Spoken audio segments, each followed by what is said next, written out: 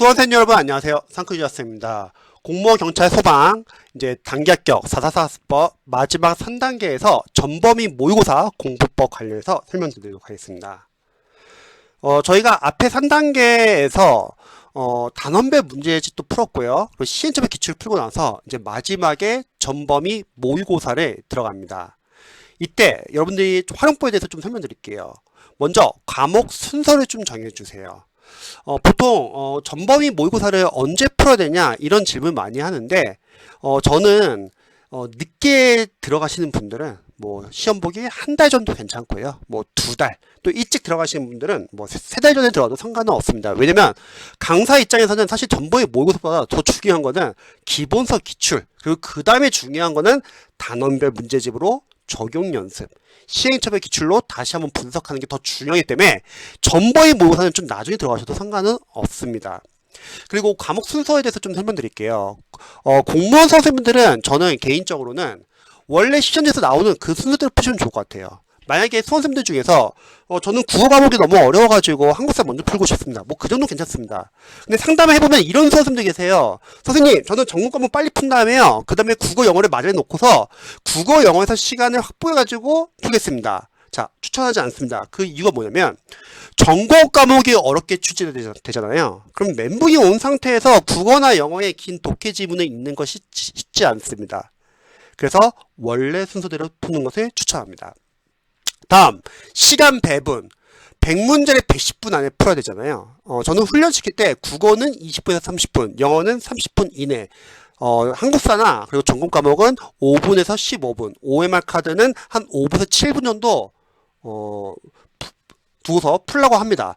물론 특정 연도에는 특정 과목이 어렵게 나올 수 있습니다. 그럼 어렵게 나오는 과목은 이 시간에다 플러스 한 2분에서 5분 정도 늘려도 상관은 없습니다. 하지만 유의할 점, 저희가 한정되어 있는 시간에서 풀기 때문에 만약 2분에서 5분을 특정 과목에 늘린다고 할게요. 그러면 쉽게 출제된 다른 과목에서는 그만큼 줄여야 됩니다. 그래서 과목별 난이도에 따라서 여러분 시간 조절 잘 하셔야 합니다. 특히 전략은요, 못 푸는 문제 오래 잡지 마시고요. 일단 풀 수 있는 문제들부터 빨리빨리 풀어가지고 시간을 줄여가지고 못 푸는 문제에서 여러분들 시간 확보를 하시는 게 상당히 중요합니다. 자, 그 다음에 이 전범위 모의고사에서 여러분들 또 해야 될 것은 어려운 문제 대응하는 연습을 해야죠. 종종 백정반지형 킬러 문제가 나오는 경우가 있죠. 특히 경찰과 소방 수험생들은요, 시험이 상당히 어렵게 나오게 되는 경우도 있습니다. 시험이 쉽다 어렵다의 기준은요, 보통 쉬운 시험은 기출 범위에서 많이 출제되거나 단순 암기용 문제들이 좀 많이 나왔을 때가 쉽다고 느끼는 거고요. 어렵다고 느끼는 경우는 기출에서 벗어난 문제, 그리고 이론을 단순히 암기해서 풀 수 있는 게 아니라 이해해서 응용해야 하는 문제가 많이 나오는 경우를 어렵다고 생각합니다. 근데 이 100점 만점 킬러 문제는 애시당초 기출을 벗어나는 거예요. 그러면 이때 유의할 점이 이 100점 만점 킬러 문제 맞추기 위해서 그 과목의 공부 범위를 늘려서는 안 됩니다. 특히 소방직렬, 경찰직렬 수험생들이 많이 시행착오하는 게 시험이 어렵게 나올 때가 있단 말이에요. 그럼 강사님들 접근율 높이기 위해서 많은 내용을 다 문제 다 넣어놓습니다. 근데 그걸 다 공부하려고 하잖아요. 문제가 생기는 게 다른 과목 공부할 시간이 없고요. 그렇게 하다 보니까 기본성 기출을 등한시하고 계속 지역적인 문제를 공부하면서 개념이 섞입니다. 어차피 100점 만점 킬러 문제 맞출 수 있는 수험생들은 많지가 않습니다. 다들 비슷한 교재를 보기 때문이죠. 그리고 그걸 맞추기 위해서 노력을 한다고 하면 그 시간만큼 다른 과목 공부를 못합니다. 또 그렇게 공부한다 하더라도 애시당초 틀려내는 문제이기 때문에 틀릴 수도 있어요. 그래서 여러분만 틀리는 게 아니라 다른 분도 다 틀린다. 그러면 관련 과목의 합격 컷은 낮아질 수밖에 없습니다. 그래서 실제로 수험생들과 학생 상담 해보면요, 아쉽게 한두 문제 차이로 떨어지시는 분들 많이 계시잖아요. 그런 분들이 100점 반점 킬러 문제를 한두 문제 틀려가지고 떨어지는 게 아니라 어차피 그러면 합격 컷은 낮아지거든요. 그게 아니라 그걸 제외한 내가 맞춰야 하는 문제 중에서 실수를 해서 떨어지는 경우가 많습니다. 예를 들어서 만약 국어 과목에서 100점 만점 킬러 문제가 2문제 나온다 할게요. 그럼 합격 컷은 90이 되지 95가 될 수는 없습니다. 나도 틀리지만 난데도 틀린다. 그리고 어차피 쉬운 문제나 어려운 문제다 둘 다 5점이에요. 그래서 여러분들 어려운 문제는 빨리빨리 넘어가시고 쉬운 문제를 위주로 푸시면서 풀 수 있는 문제를 푸시면서 실수를 줄이는 게 중요합니다. 그래서 못 푼 문제 나오면 세모 표시하고 넘어가세요. 그리고 쉬운 문제 다 풀고 나서 다시 못 푼 문제로 넘어가가지고 여러분들 거기서 속어법을 활용하면 됩니다. 속어법이라는 거는 선지에서 조금이라도 오답의 여지가 있는 건 다 지워버리는 거예요. 만약 그렇게 지웠는데도 두 개가 남았어요. 선지가. 고민이 되는 거예요. 근데 만약 못 풀어요. 그러면 그냥 찍고 넘어가세요. 찍고 넘어갈 때는 여러분들이 무조건 높은 번호 아니면 낮은 번호 정해놓고 그냥 빠르게 그 번호로 찍고 그냥 넘어가시면 합니다. 예를 들어서 2번과 4번이 헷갈려요. 근데 나는 그냥 무조건 높은 번호 찍을래. 그럼 4번 하고 넘어가는 거죠. 왜냐면 어차피 고민해도 못 풉니다. 그럴 바에는 빨리 풀 수 있는 문제를 더 푸는 게, 해결하는 게 더 낫습니다. 다음에 집중력 유지와 속어법. 여러분들이 어려운 문제 풀다 보면은 상당히 당황하게 되죠. 근데 이렇게 당황하게 될 때도 계속 집중력을 유지해야 합니다. 그래서 풀 수 있는 문제부터 푸는 연습을 계속 해주셔야 되고요. 그리고 방금 말한 그 속어법. 조금이라도 오답의 여지가 있는 것은 다 삭제를 하자. 그 삭제하고 나면은 남는 선지 별로 없다는 거죠. 거기서 푸시고요. 그리고 본문 안에 분명히 답의 단서들이 있을 거예요. 그 단서들 반드시 체크해 주시고, 그래도 안 풀린다? 그러면 무조건 높은 번호 또는 낮은 번호 찍자. 그래서 여러분들이 지금 찍기 연습과 낯선 문제 익숙해지기, 이것도 설명드리면은, 어쨌든 막판에 만약에 선지 두 개에서 좀 헷갈려요. 안 풀리면 빠르게 찍고 넘어가시고요. 그 다음에 결국 이 모의고사라는 건 낯선 문제 익숙해지는 거거든요. 그러니까 여러분들 평상시에 기본서를 보거나 기출을 보거나 단원별 문제집 시제점의 기출을 볼 때도 해설 길잖아요. 긴 해설을 그냥 꼼꼼하게 좀 읽어보시면 좋을 것 같아요. 그래서 모든 지문들에 낯선 문제 익숙해진다는 생각으로 접근하시면 좋을 것 같습니다. 그 다음에 OMR 카드 작성하는 연습. 만약 OMR 카드 작성하는 연습을 안 하신 분들은 실제 시험장 갔을 때 만약에 OMR 카드를 교체할 일이 있어요. 그때 실수하는 경우 많거든요. 그래서 이런 식으로 여러분들 좀 연습을 하시면 좋을 것 같습니다. 결국은 이 모의고사라는 거는 여러분들이 실전 시험 대비해서 결국 빨리빨리 실전 연습을 해보고 시행착오를 미리 해보셔야 합니다. 만약에 이렇게 시행착오를 하지 않잖아요. 그러면 시험장 가서 시행착오 할 수 있어요. 그래서 이런 건 약간 좀 조심히 하셔야 합니다. 특히 학습 상담을 해보면은, 선생님 저는 평상시에 잘하는데 이상하게 시험장 가면 실수를 많이 합니다. 그런 분들은 이러한 실전 연습과 자신의 약점을 체크하지 못하고 그냥 넘어간 경우가 많습니다. 자, 모의고사 풀고 나서 이제 분석하는 방법 좀 알려드릴게요. 자, 여러분들이 풀고 나서 각각 문제마다 단원별로 출제 범위가 어떻게 되는지 단원을 체크해 주세요. 그래서 본인의 단거나 교재에 빠진 부분이 있으면 넣어주시고요. 그리고 각 맞는 선지에서는 중요 포인트, 중요 키워드, 중요 단어 체크해 주시고요. 왜냐면 나중에 실제 시험 갔을 때 만약에 그런 키워드나 그런 단어가 나왔을 때 관련된 이론이 생각날 수 있어야 되고요. 그리고 오답은 왜 오답인지를 분석을 해주는 거죠. 그러면 여러분들이 유형별로 오답 패턴을 알 수 있고, 이런 오답 패턴을 아는 거는 추후에 여러분들이 속어법을 활용할 때 도움이 된다는 거죠. 그리고 틀린 문제는 여러분들 틀린 이유를 적어주세요. 그러면 나올 거 아니에요. 이론이 제대로 이해 정리 암기가 안 됐는지, 아니면 단원별로 적용 연습이 안 됐는지, 랜덤 문제를 덜 풀었는지, 아니면 문제를 풀면서 혹시 중요 포인트 키워드를 놓쳤는지, 그 이유를 플래너에 적어주세요. 글로. 그래야지 여러분 실수를 방지할 수 있습니다. 안 적잖아요. 그러면 실수는 계속 반복됩니다. 자, 또 이런 질문도 많이 합니다.